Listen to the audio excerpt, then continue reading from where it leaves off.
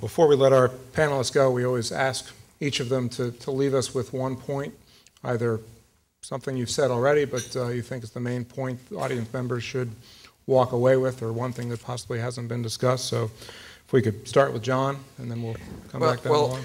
Thank you, Rob. Sitting here listening to the engagement of the audience and the community and the responses up here, and giving a lot of thought to this project over the last several months since we were invited by Mandalay to join with them, getting to know the city of Wilmington and this community better. To me, it's a perfect storm of a great opportunity. A major league organization of strong repute, a minor league organization that has had success beyond measure, time and time again, a community that is ripe for even greater growth and progress. And no matter how much you think you've progressed, let me share a story with you. It's not about starfish, but it's about a gentleman named Pablo Casals. You may know the name. He was the greatest cellist who ever lived. He was 94 years old, and he was asked to be interviewed by a young reporter who came to Mr. Casals' home and walked in and interviewed Mr. Casals, and the first question he asked was this: Mr. Casals, you're the greatest cellist who's ever lived. You're 94 years old, yet you practice your instrument 6 hours every day.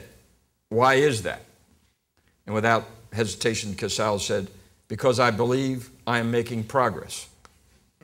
You're a great community, and you've made a lot of progress. You can continue to progress, and we hope that we can become a part of that and be your partners for a long, long time. Thanks. Thank you.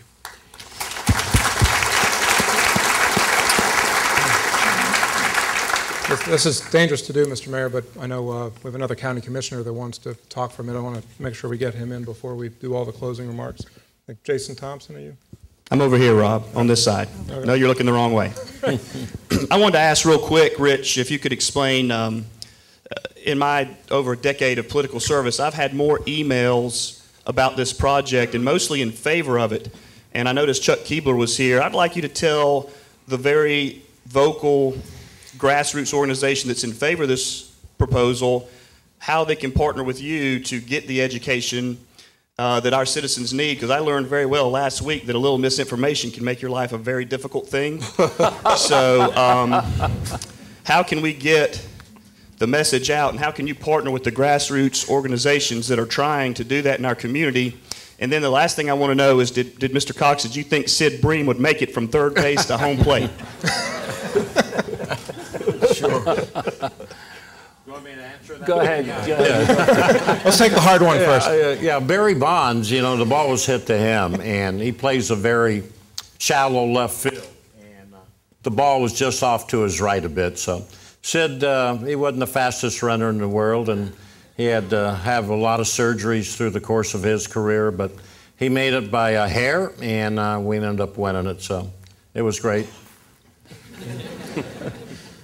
I might add, my closing remarks would be, you've asked great questions today, not so much about me or the Atlanta Braves or anything like that. I would suggest keep asking those questions, and I think you'll come up with a lot more positives than negatives.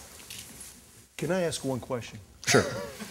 He told me a great story when we had dinner about who was the pitcher that was real analytical, and we're playing the Phoenix, the Diamondbacks, and you went out to the mound, and what did he tell you? Oh, Greg Maddux. Yeah, I don't know if Trot ever faced Greg or not. He probably did, but he's a Hall of Fame pitcher. He was the only pitcher that ever made me nervous before a game. As great as he was, we would go over the hitters and with everybody in attendance, the outfielders, infielders, and everything else. Then he would sit down with the two catchers and the pitching coach, and Leo Mazzoni at the time. And then, just before he went out to the bullpen to warm up, he would give me all these scenarios during the ball game if they came up. And there would be at least 8 to 9 to 10 of them. And I had to remember all these because Greg is a very bright guy. And one of them was Luis Gonzalez, the year he had 50 home runs. with the Diamondbacks in Arizona. And he owned Greg pretty good, to be honest with you. He and Tony Gwynn probably had the highest batting averages ever against Greg. And as I recalled, if there was a base open, anytime during the game, he wanted 2 pitches to try to get him out before we put up the 4 fingers and intentionally walk him. And I told Leo, I said, I think this is the guy that, Leo Mazzoni, our pitching coach, I said, Louis the guy that he wanted 2 pitches with if there was a base open. And this is in the 8th inning, the game on the line, man on second and third. And so I go walking to the mound, and I said, Mad Dog, we called him Mad Dog. And I said, is this the guy that you wanted 2 pitches to try to get him out? And he said, yeah, don't you remember? And I said, yeah, I'm just making sure here, that's all. And I said, what are you trying to do with him? He said, I'm going to miss with the first pitch away, and I'm going to throw a cutter in on his hands and pop him up to Chipper Jones. I said, okay. I get back to the dugout, Leo Mazzoni, he says, we're not walking him? I said, of course we're not walking him. We're going to pop him up to third on the second pitch. And believe it or not, true story, I swear, popped him up to third on the second pitch.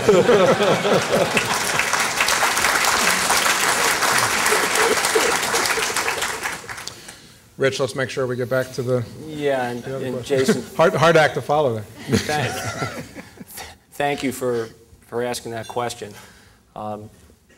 Every market, every deal that you try to work through, you're always interested to find out who's for, who's against, what's the rationale on both sides.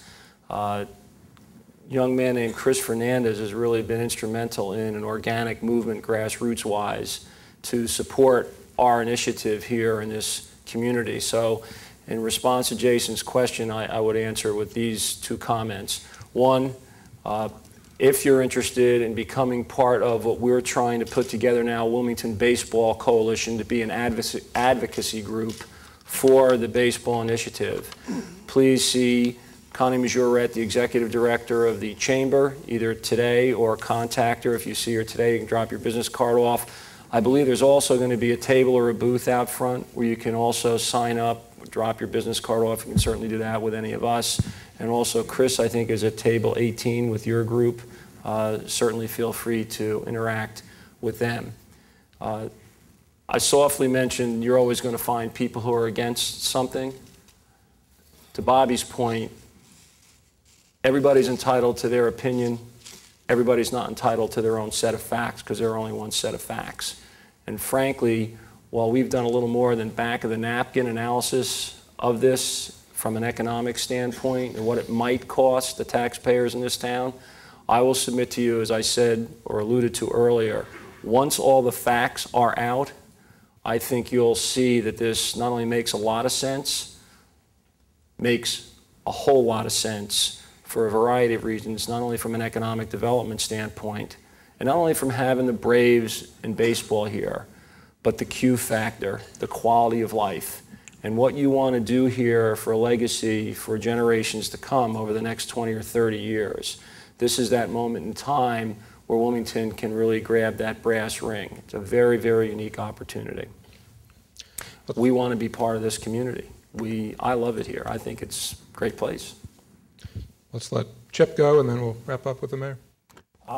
Being a numbers guy, one thing we really haven't touched upon are our jobs and what the team would do locally in terms of spend. Jobs, you know, our front office staff is probably 25 to 30 people on a full-time year-round basis, which I would expect that 99% of them are hired locally. We roughly have 500 people working our event staff, the minimum 70 baseball dates a year, plus all the ancillary events that the ballpark will have. Our motto with the Braves, and I believe Mandalay is the same, is that we buy local, we buy our printing local, we buy our supplies local to the extent possible. We have to buy our baseballs and bats from Rawlings and registered operators. But we buy local. And that comes out to roughly $2 million a year from what we buy locally in food product and everything it takes to run our business. Let's see. Hotel rooms. Hotel rooms for the visiting team. You know, they're here 70 plus nights a year. The families of our young players come in several times during the year. Our players will rent apartments. Our staff, our coaches will rent apartments. They will spend money in the community. Some may choose to live here year round. We see that happen a lot. We become a fabric woven into your community. As Rich alluded to, it is a quality of life. If you go back and look at the reasons why we went to Rome, Georgia, or Pearl, Mississippi, Gwinnett County, it's quality of life issues for those communities. And we believe in that. Like I said, we put our players in the community, we engage in the community, we become part of the community. Our minor league clubs participate through our Atlanta Braves Foundation in raising funds locally and redistributing them through the foundation. Our foundation as a whole has contributed well over $7 million in cash and in kind being autographed baseballs, bats, photos, jerseys, all types of things to the community to raise funds outside of that. So we are part of you. We have a 20-year commitment or longer. And the gentleman who was asked Bobby the question about Otis Nixon, he'll be, asking the same questions about some play that happened here, or his kids will, about a play that happened here in a game. The first year we were in Rome, Georgia, John Schuerholz, his son, played second base for that team, and we won the South Atlantic League Championship, and that community was on fire the entire summer. It was an amazing, magical season, and just like 1991 was in Atlanta. And those are experiences that they're just great to have.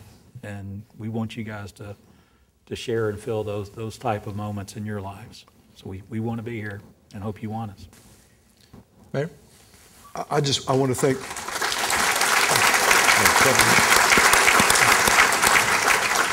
I want to thank Rob and the Business Journal for putting this together.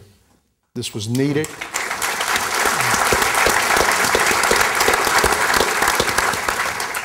Be able to get the facts out, be able to talk to you folks on a one-on-one basis. I want to thank the Atlanta Braves organization. John, I want to thank you for flying up here with Bobby. Hope you enjoyed the trip. It was wonderful. and Chip and Rich, thank you for being here and having the confidence in our community and in our city. As Rich alluded to, I would just ask you, the citizens of this community, to withhold your opinion about this until we've obtained all the facts and share those facts with you. That's all I ask you as the mayor of the city, because the city council, myself, city manager, and the staff, we're going to do a thorough review of this project. We think it's got a lot of legs on it. We think that it's a good project for our community. It's a good economic development initiative for our community, and we're going to do our job as we should and evaluate it that way. As a person that has grown up here, that was born and raised here, I've seen a lot of different initiatives. I've seen a lot of things talked about in this community. And I remember a lot of history. I remember when people said that we shouldn't build a New Hanover Regional Medical Center. And by the way, that failed on a bond referendum, believe it or not. And could you think of this community without that hospital today? Or our airport, the investments that we've made in our airports, in our ports. We've had people that said that we should have never made investments into the Riverwalk. I remember when that was even talked about. And everybody says, oh my goodness, you guys are going to spend taxpayers' dollars on a Riverwalk on our river. There are times in a community's history where you have to make investments, where you have to make tough calls. That's what we get elected to do. We have to evaluate these things, make certain that we think they're right for our community, and move forward as a community. I think this is a great opportunity. It may come by once in a generation, and I think that we have the right organization with the right folks in play to make it happen.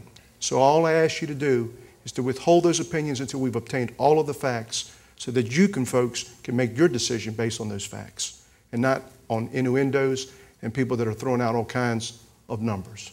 I thank you for being here today. God bless.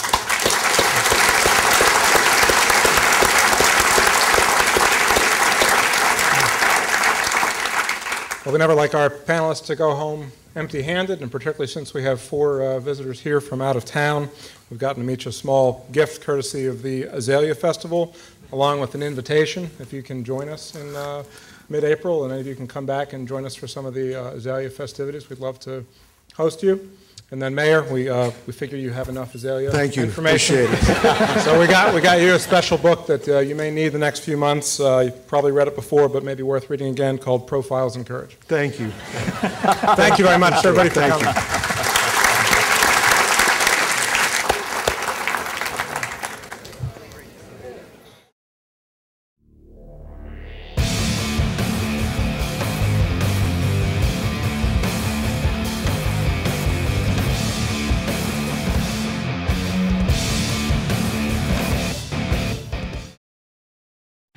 Got memories? Get DVDs.